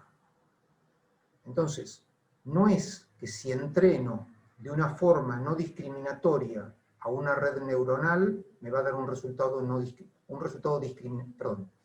No es que si la entreno con un dataset no discriminatorio, me va a dar un resultado no discriminatorio. Y tampoco que si la entreno con un resultado discriminatorio, me va a dar un resultado discriminatorio. El asunto es, ¿qué les queremos pedir a las redes neuronales? Tenemos que entender de qué estamos hablando y qué le queremos pedir. Uno de los trabajos en los que estoy embarcado y que creo que no lo vamos a terminar por unos cuantos meses, es imposibilidades lógicas de cosas que le podemos pedir a las redes neuronales. O sea, hay dos tipos de imposibilidades. Una fáctica, si yo quiero levantar algo de 150 kilos, creo que no puedo. Pero por ahí me entreno mucho, y en un año puedo. Pero si yo quiero hacer que en la matemática convencional, la geometría convencional, la suma de los cuadrados de los catetos no sea igual al cuadrado de la hipotenusa, no voy a poder, ni aunque me entrene 1 año, 10 años, 1000 años. Entonces, si podemos distinguir entre imposibilidades lógicas e imposibilidades fácticas, el incremento de poder computacional puede resolver algunos problemas, pero no le pidamos que resuelvan algunos problemas lógicos que no lo va a poder resolver ningún incremento fáctico. En ese trabajo estamos embarcados razonablemente. Pero me parece que el punto es definir qué queremos hacer con las redes neuronales para después decir qué le podemos pedir. Si puede haber nuevas violaciones, sin duda que puede haber nuevas violaciones. Y puede haber nuevas percepciones éticas también respecto de las violaciones. Ejemplo. ¿Esto no se está grabando o se está grabando? ¿Se está grabando? Entonces voy a tratar de ser moderado en cuanto a... Sí, perdón. No decir barbaridades en los ejemplos. Todos creemos que a la gente le importa mucho la intimidad. Que no queremos que nuestras fotos se usen y nos vean personas que no queremos que vean. ¿Será verdad? ¿O será que las redes han cambiado esta percepción? Hace poco alguien publicaba un artículo que decía, ¿te molesta que el Estado tenga tus fotos en toples almacenadas? Y uno diría, sí, por supuesto, qué barbaridad. Bueno, la mala noticia es, las tienen. En las playas europeas hay cámaras que están almacenando no fotos, filmaciones de años. El asunto es que probablemente nos importe mucho menos. Y que probablemente nos importe, por la nueva tecnología, nos importe mucho menos también nuestra privacidad en términos de que no vean mis fotos, sino al contrario, que nos haya creado una nueva preferencia por quiero que todo el mundo vea mis fotos. No digo las fotos impropias, las fotos propias. En lugar de decir quiero que las vean mis amigos, como nos pensábamos que era lo natural hace 30 años, quiero que las vea todo el mundo. Algunos experimentos que se pueden hacer en este sentido son, imagínense cobrarle a una persona por usar, por ejemplo, Facebook. Y decirle, vos vas a usar un Facebook, pero yo no te voy a usar las fotos ni los datos de ninguna manera. Y vas a tener que pagar todos los meses 200 pesos. O podés usar el mismo Facebook y yo te voy a usar las fotos. A ver cuánta gente está en contra de eso.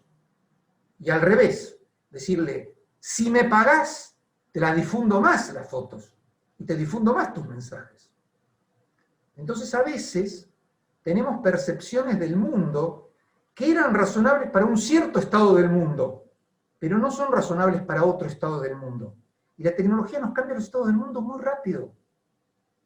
Con toda la percepción de género, buena parte de todo esto tiene que ver con la tecnología.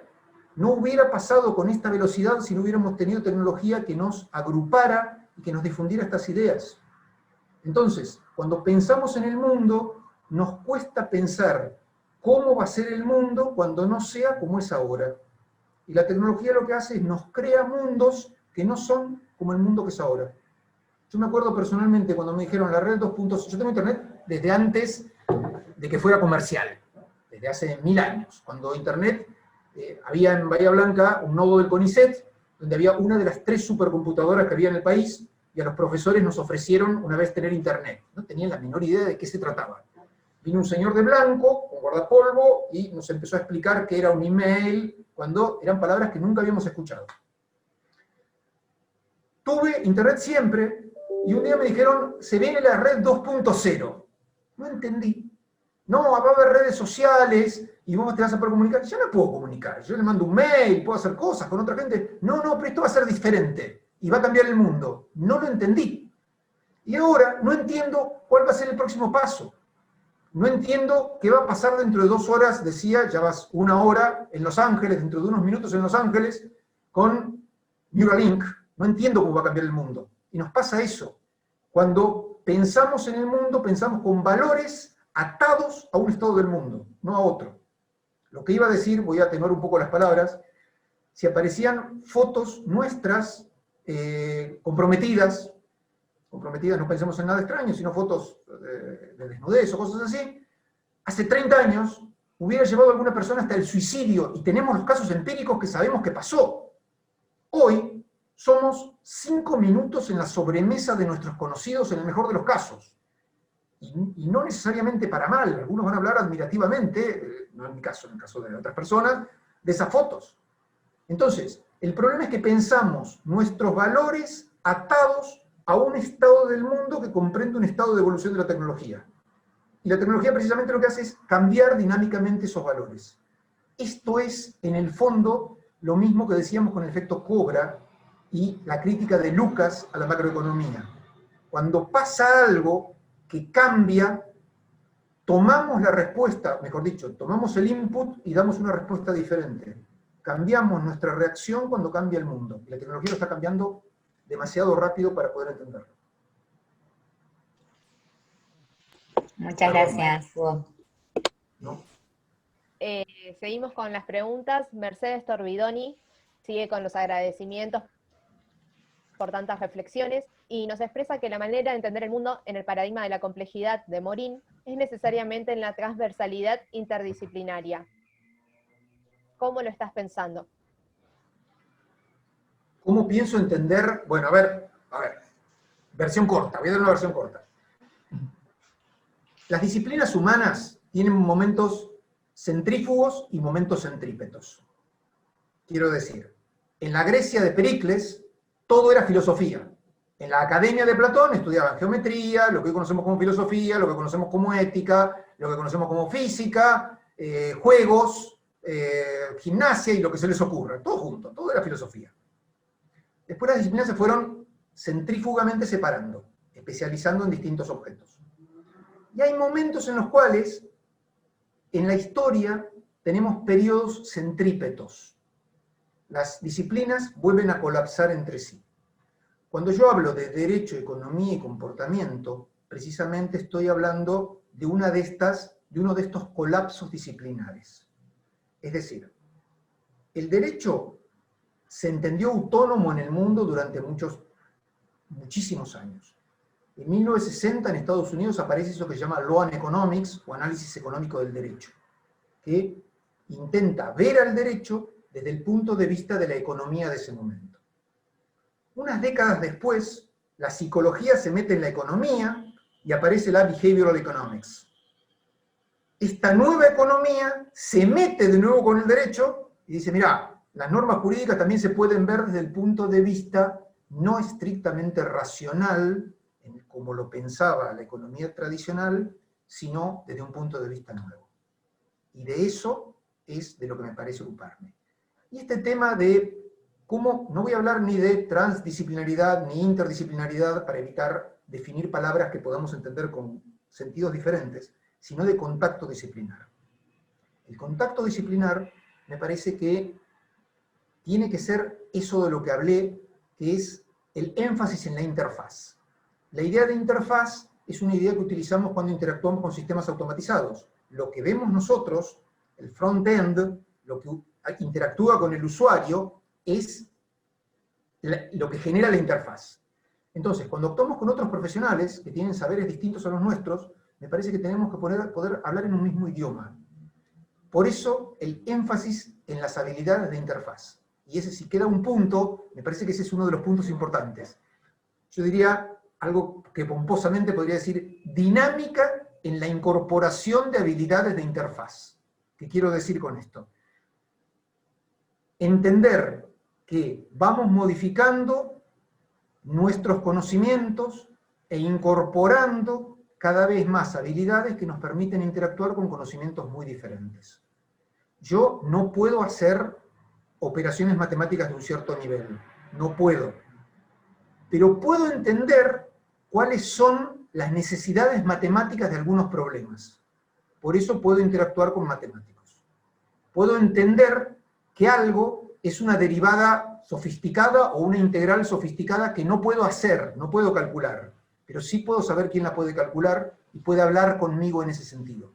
Si yo no puedo entender que lo que está pasando en ese punto es un problema que se soluciona con una derivada, ni siquiera voy a hablar, porque con la otra persona, es como cuando le dicen, llama a un contador para que lo calcule. ¿Calcule qué? ¿Calcule qué? Les cuento una anécdota personal que a mí me marcó bastante, o por lo menos me interesó muchísimo. Uno de los casos más interesantes de cuantificación que me tocaron fue un caso de un banco central de un país, que no es Argentina, que tuvo un problema de falsificación de dinero por una empresa que lo hacía hacía los billetes en otro país, que no era el país de origen. Entonces el asunto es que eso produjo un desprestigio en la moneda y había que cuantificar el daño. Entonces uno dice, bueno, el Banco Central de ese país tenía un montón de economistas, ¿para qué me contratan? Bueno, no, había que hacer una teoría que explicara que había que calcular. Entonces, no había una teoría, no existía en la literatura una teoría para calcular costo reputacional de una entidad monopólica sin fines de lucro, como un banco central. Entonces hay que crear una teoría que después admita un cálculo. Entonces, ese trabajo es un trabajo en enorme medida jurídico. Yo tengo que demostrar el daño y tengo que contarles cómo se debería calcular ese daño para reparar ese perjuicio. Yo creo que eso fue uno de los casos más interesantes que me tocaron, por millones de motivos, pero bueno, uno fue eso, la creación intelectual del asunto.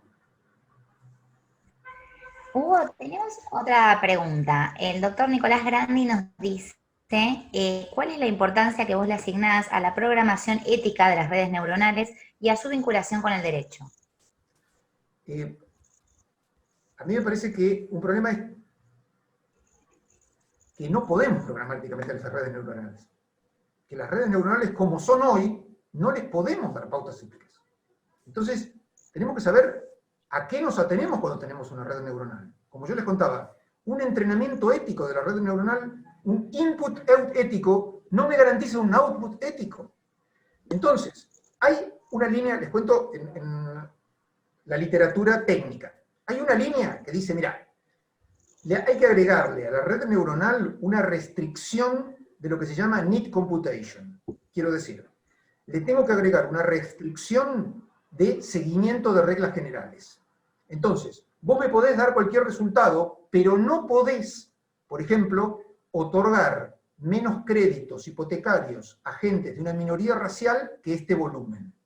Entonces, las tengo que utilizar en ese sentido. Pero cuidado, vuelvo al problema anterior. Eso puedo hacerlo en algunos sectores definidos, pero puedo utilizarlo, por ejemplo, para ver cómo contrato a mis clientes. Imagínense que yo voy a decidir, yo decido hoy cómo contrato a mis clientes, y nadie me pregunta cómo decido. Si yo decido contratarlos a través de una red neuronal, y esa red neuronal me da resultados más o menos éticos o más o menos éticos, tienen que regular mi profesión para investigar si estoy usando una red neuronal. Esos son algunos de los problemas a los que nos enfrentamos en este asunto que tienen que ver con la libertad individual. O sea, la red neuronal en sí, como la conocemos hoy, en la brutalidad que tiene hoy a favor y en contra, la brutalidad de enorme poder de cálculo y la brutalidad de cálculo chancho, como dicen por poco neto, poco puro, poco sujeto a reglas generales, no podemos ponerle esos límites éticos. Bueno, me parece que estamos con el tiempo, contestaste un montón de preguntas, Hugo, se hizo la verdad muy interactivo y rico, y con las experiencias, y tu experiencia, por supuesto. Así que bueno, agradecerte muchísimo, Gabriel. Sí. Antes de darle el cierre a nuestro presidente Hernán Colli, yo le quiero hacer a Hugo dos preguntas que no hace falta que las conteste ahora, y están muy basadas en otra pasión que a muchos de los aquí presentes nos ocupa, que es el fútbol. La primera es la siguiente. Barrilete cósmico, ¿de qué planeta viniste? Y la segunda es, ¿cuánto cuesta tu cláusula de rescisión en Bahía Blanca para volver a La Plata? Muchas gracias, no voy a contestar exageraciones, así que muchas gracias en serio. Y a estudiantes, obviamente. Hernán. No, ¿qué más decir? La verdad que sumamente agradecidos por esta actividad.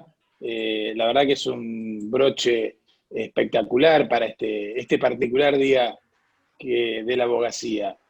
Nos quedamos con mucho para pensar realmente.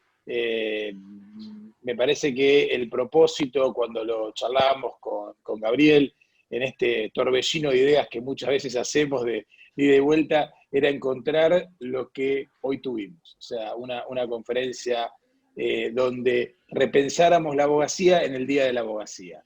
Me parece que ha sido notable para todos, además de lo que se ve en el chat, los mensajes que vamos recibiendo, realmente son muy alentadores, y bueno, mis más sinceras felicitaciones, y bueno, esperemos poder vernos prontamente en La Plata o en Bahía Blanca, pero muy agradecidos y un muy feliz día, especialmente para vos, Hugo, en el día de mañana.